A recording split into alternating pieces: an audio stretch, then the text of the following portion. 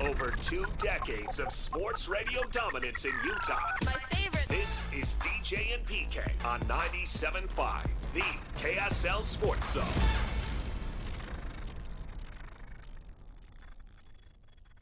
DJ and PK, it's 97.5, the KSL Sports Zone. Got a question up on our Facebook page.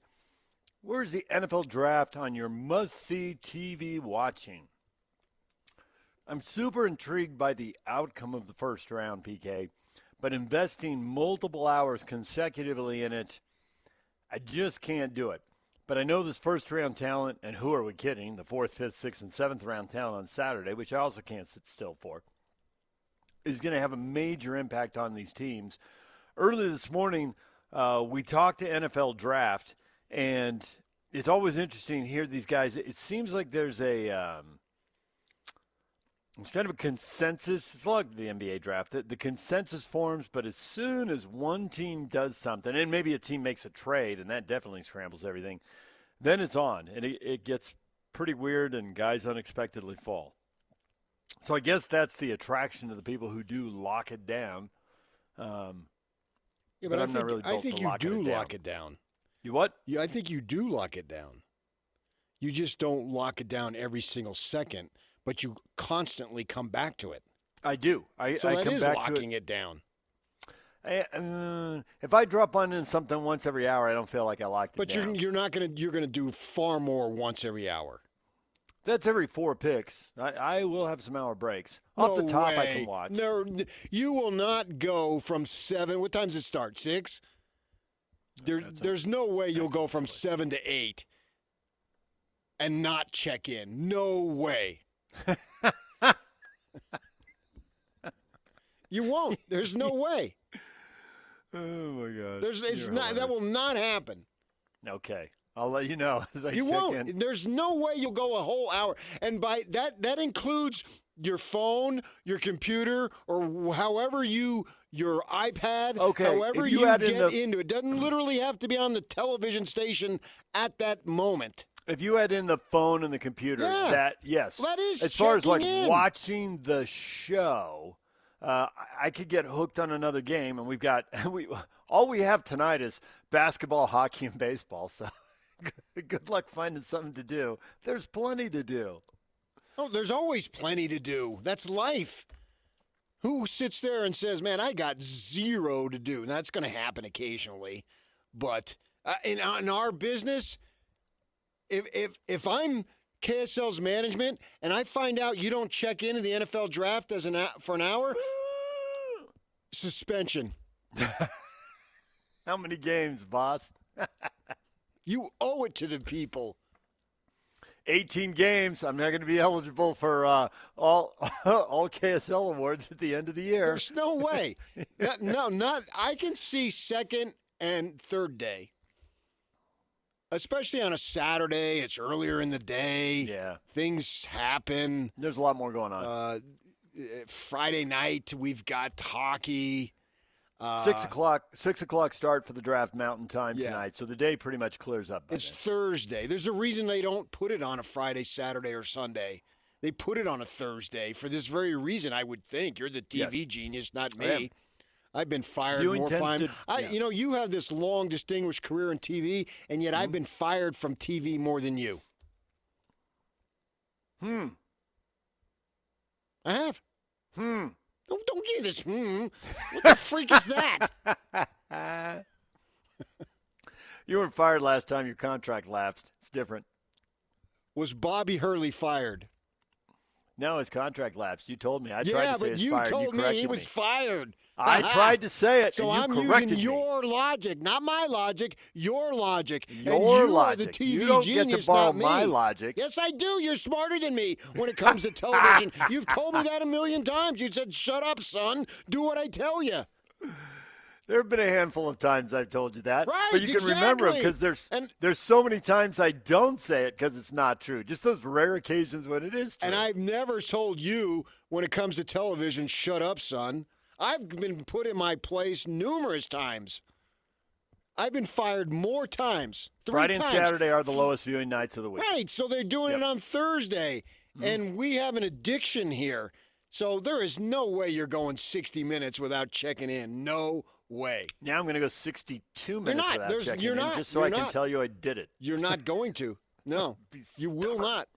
That's just not true at all. I don't buy it whatsoever. Because then when we get past 7, 8, 9, 10, then when's Fano going to go? We've interviewed him. He's an electric personality. Oh, yeah. And obviously all the local kids we want to see do very well. And then over that, it's Lomu. He's leaving 2 years on the table because he redshirted his first year. And so that's somewhat unusual.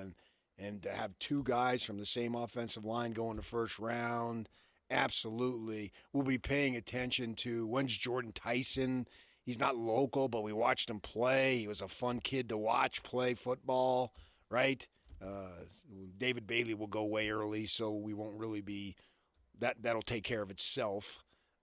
Yeah, there's so many stories out there. And then they'll inevitably or invariably be trades. And so what does that mean for just everything? It gets a little tedious because we don't know about the offensive linemen from Georgia, what have you. Whereas in the NBA, and maybe with the exception of some foreign kids, we've heard of these guys basically until almost virtually the entire first round. We understand that, and then plus it has a direct effect upon the Jazz potentially, and we don't have a local NFL football team here. But there's no way I can go an hour without complete lack of knowledge. I would think something might happen, and I gotta know about it. It just even if I didn't have this job, maybe if I didn't have this job, but most definitely with this job, the first round, no, it happens once a year, and I'm going to go an hour without, and I'm going to catch up. No, I don't buy it. And you're more of a nerd than I am. This is an awesome rant. I'm enjoying this. It's just no way. And I don't think if we put a poll out there, I think a large percentage of the audience would side with me, knowing what they know of you. That's the truth. Knowing what they know of you and who you look up the stupidest stuff because you're curious. You're always curious. And now you're telling me something that's live and is in real time. You're not curious? That just defies everything who you are. Mm-hmm. Mm-hmm. No. Unless you had some legitimate reason. I really don't have much going tonight, I don't think. Right. No, I don't think I have to do anything. I think I'll be channel surfing through, depending on how early I sell in front of the TV. Of course you will. That Yankee-Red Sox game starts early, and I tend to watch stuff like that out of habit. It's a rivalry. It's, even though the Red Sox seem like, what is their deal? Why are they a mess? I've read it blamed on private equity. I know we get to blame everything on private equity, but the Red Sox who just couldn't quite figure it out, and then they win a bunch of World Series, and now it's like they've lost everything. Well, I think the lesson there is it's hard to win. We take winning for granted when you're in the middle of it. I'm sure Warriors people did a few years back, but the reality is it's hard to do and it's hard to maintain. It's not something that comes easily. And I could argue that it's easier to lose than it is to win, or it's easier to screw something up than it is to make it better. You look at the Suns when Jeff Hornacek was there, our beloved Jeff Hornacek, 48 games, they don't make the playoffs, and they start making all these stupid trades, and they were all for the worse. Yeah. They had something, and they screwed it up. 48 wins. They don't make the playoff. 48 today? Oh, my gosh, you're in. I mean, the Warriors were, 5 games under 500 this year? And they got in the play-in anyway, and that the Suns' management couldn't have screwed it up even any worse than they did, and our guy had to take the fall for it. Yeah, and the funny thing is that they didn't learn their lesson, and a few years later, the Suns fans had to endure the exact same thing. They had it going even better, and they screwed it up again. I think it was a different management. It was, but the Suns, that's when the Suns ownership. fans had to sit through it. Mm-hmm. Yeah. And then Hornacek goes to New York, and they draft, I can't even remember the guy's name, some French dude, and he's over there saying, take Mitchell. Jeez. Jeff with some bad luck. Yeah. Really bad luck. Exactly. And that's why coaches are the way they are. 'Cause they have the title and they have the power, and yet there's so many things out of their control. And nothing against this Daigneault guy for Oklahoma City, but he's a better coach and knows more about basketball than Jeff Hornacek. I'm not buying that. Yeah. But yet the circumstance, they make great moves. Not good moves, great moves. And they set themselves up to be in contention for, they already got one. Even if they only got one, that's great. But looks like they have a very good opportunity to get multiples because they set themselves up. That's really, really hard to do. Hopefully, Ainges, they can do it here. DJ and PK, when we come back, Cole Bagley joins us. He covers the Mammoth for KSL Sports. You see him on YouTube. You hear him on our show. You're going to hear him next. What is he expecting in Game 3 tomorrow night? Stay with us. For all of you less motivated listeners, it's time for your 9 o'clock. Where the heck have you been headlines? Where you at? With DJ and PK on 97.5, the KSL Sports Zone. DJ and PK, it's 97.5, the KSL Sports Zone. We are brought to you in part by Trajan Wealth. Call Trajan Wealth today, your local trusted financial fiduciary, 801-899-7600, or visit the website at TrajanWealth.com. We're joined now by Cole Bagley. He covers the Utah Mammoth for KSL. You see him on YouTube. You hear him on all the shows throughout the week here on the Zone. Cole, good morning. Good morning, guys. How you doing? Doing well. 2 games in. What have you learned? What do you know? Opinions that have changed. Opinions that have been solidified. What's the headline? What's the big storyline? Yeah, I think if Utah can win this series, not saying that they will, but I think what we saw in game 1 and 2 is if Utah can play their game, if they can utilize their speed, I just don't think that Vegas can skate with the Mammoths through 3 periods of play. And obviously they're 2 very different teams.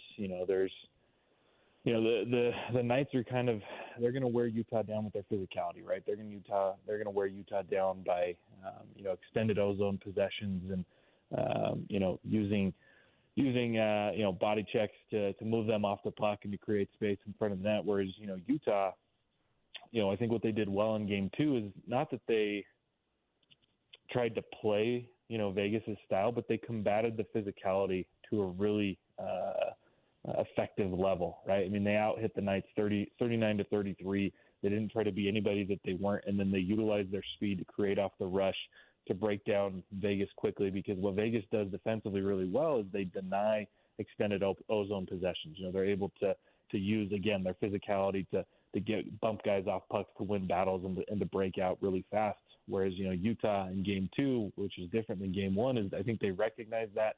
They made the proper adjustments. They recognized, hey, we're probably not going to be able to fully possess the puck for a long amount of time. And so when we get in the offensive zone, we're going to have to move quickly. We're going to have to utilize our speed. And that's something that they do really well. And they obviously were able to win game 2 and even it up. How much did game 2 and winning it just maybe remove any doubt that these guys can do it, and now there is more than just belief? There's actual factual evidence. Yeah, I mean, when I talked to the guys after game 1, I don't think that it discouraged them, to be honest with you. I think, they still had a belief. I talked with a handful of players like Ian Cole and Kevin Stemmen and what have you, and, I just asked them, where do you feel like, you guys need to do a lot of things very differently, and it just was minor tweaks. It just was a couple of small things. I think they were able to do that in game 2, which probably, raised their belief, and instilled even more confidence in them. And, right now Utah's got all the momentum. They stole game 2. They evened up the series. Now it's a best of 5 with home ice advantage for the Mammoth. And, if they can win game 3, I think that this series, potentially, really starts to favor Utah. If I break this down period by period, I can argue they've only lost 1 period, the 3rd period of game 1. And for the team that didn't have the playoff experience and was supposed to be trying to figure this out, it seems like a pretty strong message. Yeah, I would say that they definitely lost the third period in game one, and then I would say that the first period of game two was probably their worst period of the series and one of their worst periods of the season. Vegas just kind of built on what they'd accomplished in game one during that third period going into the first period of game two, and Utah just looked, it looked like Vegas was going to run away with game two and take a 2-0 series. But, Utah, I think that's where maybe some of that, inexperience kind of started to filter in. But then, what we're seeing from Dylan Guenther and Logan Cooley, you talk about the future and how bright the future is of this team, and that's still true, but it feels like that future is kind of right now. The fact that these guys are showing that their game is built for the playoffs. These are two young players that they've only played 2 playoff games, and I would argue they've been the 2 best players on the ice, between the 2 teams, especially Logan Cooley, who I believe can be the X factor for Utah. If he can continue to attack the net, utilize his speed, he's going to be the difference, between, whether or not Utah can really win this series. So, Utah's playing well. Vegas, if Vegas wants to stay in this series and they don't want to let it get away from them, they have to adjust. They've got to figure out ways to, maybe get back to how they played in those periods, right? In the third period in game one and in the first period in game two, or else I think Utah's just going to skate them right out of the building. How about if Utah can limit turnovers, being loose with the puck? How much of a difference will that make? That's huge. That's everything that I think Utah needs to focus on defensively. And I was able to talk with Andre Tourney after the game, and I asked him, look, you obviously just won game 2, but how would you assess the puck management in this game? Is that an area that you want to see improved? And he said that's one of the biggest things that they need to work on going throughout the rest of the series, because that's what kept Vegas in the game. And that, Vegas is a good team. They, as Tourney put it, they have a say in what happens, and part of their game is to be fierce on the forecheck. That's what helped them win game 1, and that's what kept them in game 2. That second goal from Vegas came because they were asserting themselves on the forecheck. They forced Mikhail Sergachev to make a mistake. They pounced on it. They quickly entered the zone, and Utah got caught flat-footed, and suddenly, instead of a 2-1 game, it's 2-2. I think that was 62 seconds after Utah had scored. So, puck management is going to be big, and it's hard against a team like Vegas because they're so assertive. Every time that Utah's looking to clear the zone, there's a Golden Knight within a couple of feet who's ready to deliver a punishing hit and put Utah down on the ice or into the boards. So I think for Utah, it's again playing with speed. That's the biggest overlying factor for Utah to find success, not only out in the offensive zone but in the defensive zone. To be aware of where Vegas is at all times, to be aware of where their outlet passes are, and then at the end of the day, if there's nothing there, you just got to flip it out. And I think that's where Sergachev made that mistake, is instead of elevating the puck, instead of just recognizing that the pass wasn't going to get there and sending it off the boards or elevating it, he kept it ice level. He kept it flat, and that's how Vegas picked it off and eventually scored. So, puck management, I think, is going to be huge and is going to play a major factor in whether or not Utah can win this series. Cole, you have been following the league longer and more closely than PK and I. We're still figuring stuff out here. But I see a few trends here, and I'm curious your reaction to these trends and which one you think is going to change most quickly. There are 3 trends that have all gone against the Mammoth, and yet the series is 1-1. If you told me these things were going to happen, I would tell you they're down 2-0. 1, Vegas is 2 for 5 on the power play. They were good on the power play, but 40%, come on, that can't be sustained, right? The second thing is the Mammoth are 0 for 5. Now, they weren't very good on the power play early in the year. They were very good late in the year, but 0 for 5, that's got to turn. And Clayton Keller, top 20 in the league. Actually, I think tied for 15th in points with 88. And he doesn't have a point yet. You tell me these 3 things. They're all true. I thought they'd be down 2-0. Which of those things is most likely to change? How many of them will change? And how big an impact will it have on the rest of the series?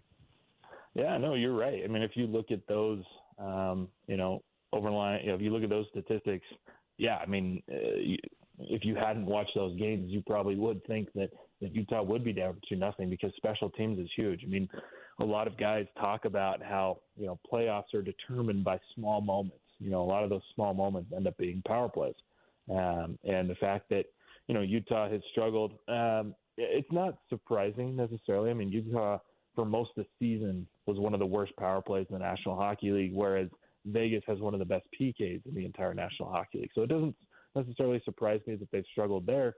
And then in terms of, power play for Vegas, yeah, I mean, 40% obviously is productive, but I think what Utah did well, especially in game one, was limit power play opportunities. I mean, Vegas was just 1 for 1, right? I mean, you're not giving up 4 of 10. If you're giving up 4 of 10, yeah, you're definitely trailing in this series 2-0.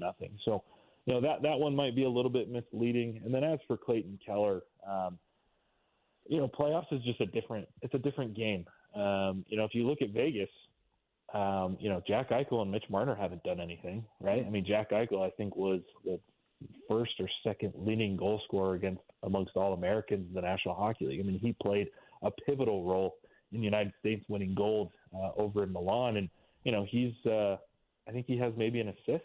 He hasn't been productive. And, same thing with Mitch Marner. I think he has 1 assist, and beyond that, he's been pretty invisible. Now, Mark Stone, the captain of the Knights, he's playing on their top line. He's been, pretty good. But for the most part, the top lines are just kind of canceling each other out. They're not doing much. And so, what it's required for both of these teams to get a win is to, are they winning the battles amongst, the deeper lines, right? I mean, game 2 was defined by Utah's second line playing lights out. I mean, Dylan Guenther, Logan Poulet, even Kyle Yamamoto playing incredibly well, scoring 2 goals and leading the Mammoth to victory. Whereas in game 1, it was the Knights' fourth line. They dominated the fourth line battle. Nick Dowd scoring, that is not going to happen very often. And so that's, I think that's where you kind of have to look at is playoffs is a different game. Things are going to happen, and so other guys have to step up. And I think another thing to look at too is I think Karel Vejmelka has been spectacular through the first 2 games, and going into this series, I had talked about, I wrote this, I did this huge, deep dive analytical piece where, just looking at save percentages between both goalies and what was their save percentages and wins and victories and, what was how many goals did each team average in their wins as opposed to losses. What I was able to kind of calculate is if Karel Vejmelka can stay between 2.5 to 3 goals per game against and about a 900 save percentage, maybe a little bit less than that. Save percentage I think is a little bit misleading at times. They're going to have a chance to win this series, and so far, I mean, that's what he was able to do through these first 2 games. He's obviously Vegas scored 4 goals in game 1, but that was a little bit, there was an empty netter. Whereas in game 2, he only let in, only 2 goals, right? Utah wins 3-2. So, I think there's just so much that goes into playoff hockey where it's the same game, but it's different. And, I think if Utah can replicate how game 2 went as often as possible through however many games are going to be left in this series, I think they're going to come out on top. Do you expect Vegas to continue in terms of physicality or to be more or less? I think they need to be more. That's a big reason that they won game 1. I mean, in game 1, they had 51 hits to Utah's 31, I believe it was. So 20 more hits. And a lot of those were just pulverizing. I mean, Ian Cole got dropped twice. Alexander Kerfoot got thrown into the bench.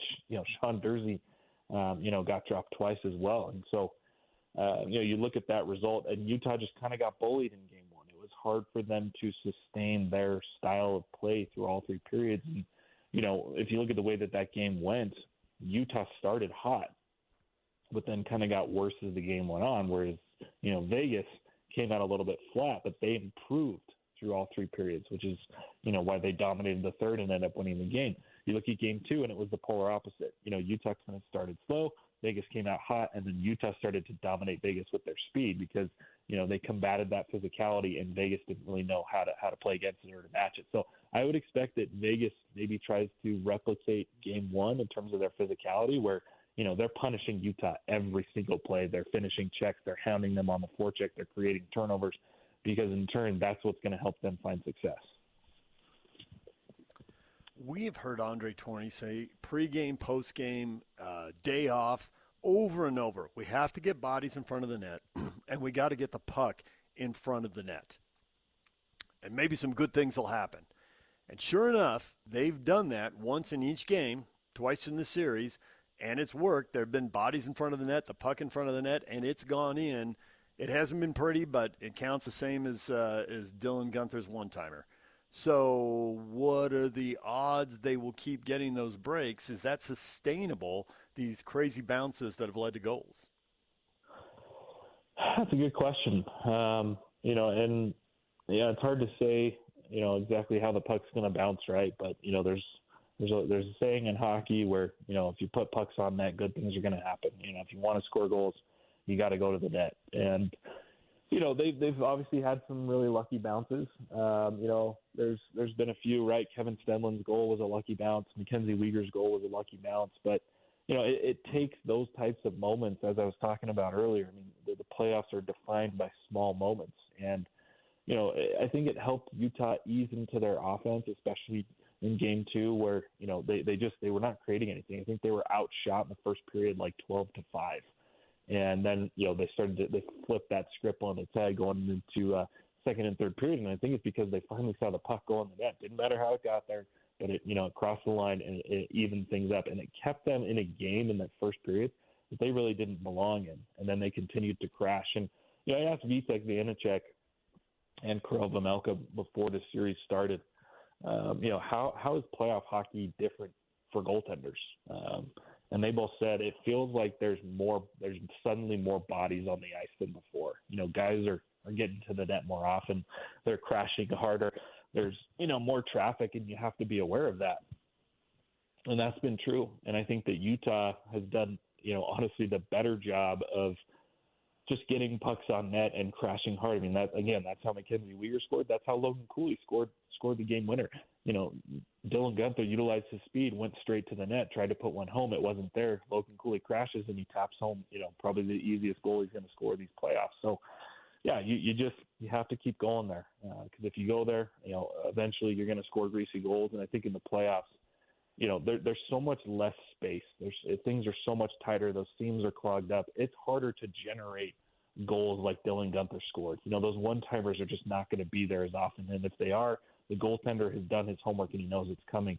Whereas if you just get pucks on net, you crash, you're going to score a lot of greasy goals. And so for Utah, they've got to just continue. That's how they have to utilize their speed, right? They're not going to necessarily body Vegas off the puck time and again, but if they can utilize their speed, get pucks on net and crash, really, really hard, I think they're going to beat Vegas to the puck more times than not and continue to score those types of goals.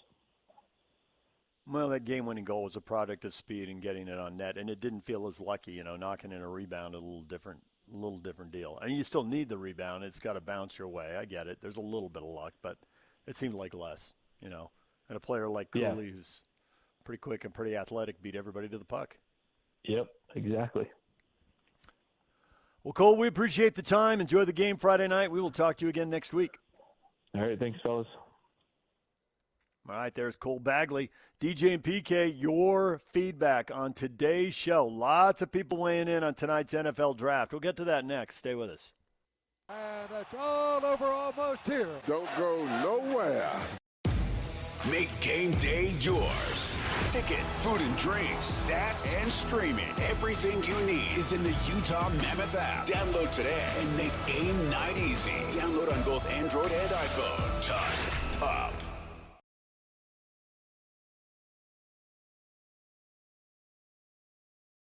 In a number of investigations to bring people to justice that likely would not have.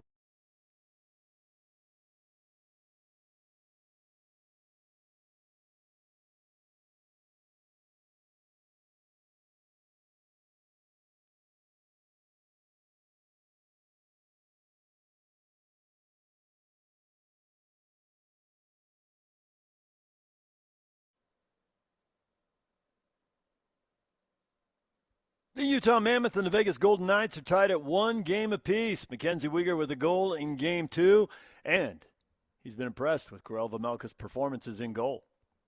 Veg is awesome. He's so poised back there. He makes me feel relaxed. Obviously, if you make a mistake or whatnot, he's always there to bail you out. So he's been fantastic for us, and he's definitely been a big pillar back there for our group right now. Game 3 tomorrow night, 7:30. Pregame at 6:30 here on The Zone. This Mammoth Update brought to you by BMW Utah. 2 locations to choose from in Murray and Pleasant Grove. Drive elevated.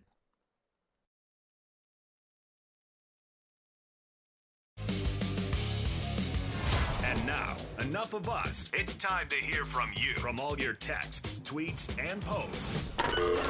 This is the best feedback of the day. Ooh, I was there. It's the best game of my life. With DJ and PK on 97.5, the KSL Sports Zone.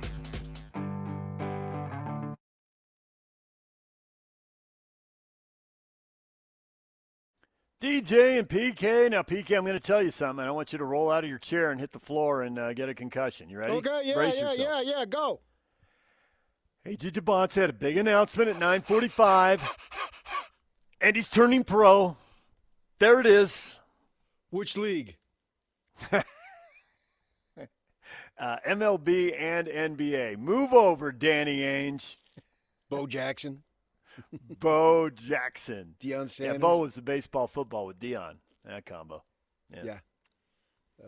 Bo was the highest level of the two sport guys. Deion got to a pretty good level. Bo was an absolute BA, but he had the injuries, Bo was obviously. unreal. Stop running up the center field wall. You're just showing off now. Bo was like Secretariat, man. Watching him run and his power was an absolute thing of beauty. And obviously the injuries got in the way, but at his best, my gosh. Yep, that was awesome. just, and he had that advertisement, be like Bo. Bo knows. Bo knows. Is that what it was? Bo knows? It Yeah. was Bo knows. It was a good one. Oh, for sure. What a stud. All right, so there it is. AJ's going pro. There's the big news. He's I going to be kind on of Instagram figured. Live here in a couple I minutes. didn't want to tweet it out. I didn't want the attention to be on me, but I kind of thought so. Sources were telling me. It. Shams wanted the attention. He tweeted it out. That's his job. Declared. Yeah, he gone. And then now is he the number 1 pick? I think he is. I think he should be, but you never really know. Let's see the draft order, and then we'll have a better idea. But, yeah, I would think so. I wouldn't matter the draft order. This is the NBA. It stands for not for long if you don't draft right. Wait, that's the NFL. It's another old reference. Look at you go. A little Jerry Glanville thrown in there. Is that who said it? Jerry Glanville was mic'd up, and NFL Films got him telling a referee, you know what NFL stands for? Not for long if you keep making calls like that. Good one. We better be not for long here. I got the 2 guys standing, hovering over my shoulder. They want my seats. What?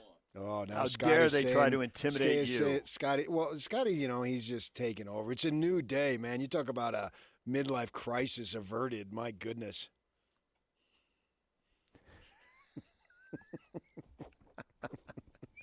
All right. On that note, people are looking ahead to the NFL draft tonight. We'll let that go for now. You can go to Twitter and see the reaction. Next thing you know, Scotty's going to be eating a taco. Scotty and the coach are coming up next right here on The Zone.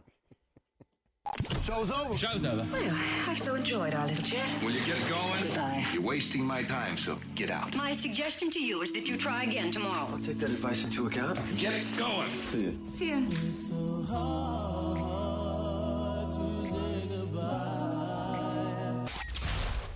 Whether you're stuck in the office, I believe you have my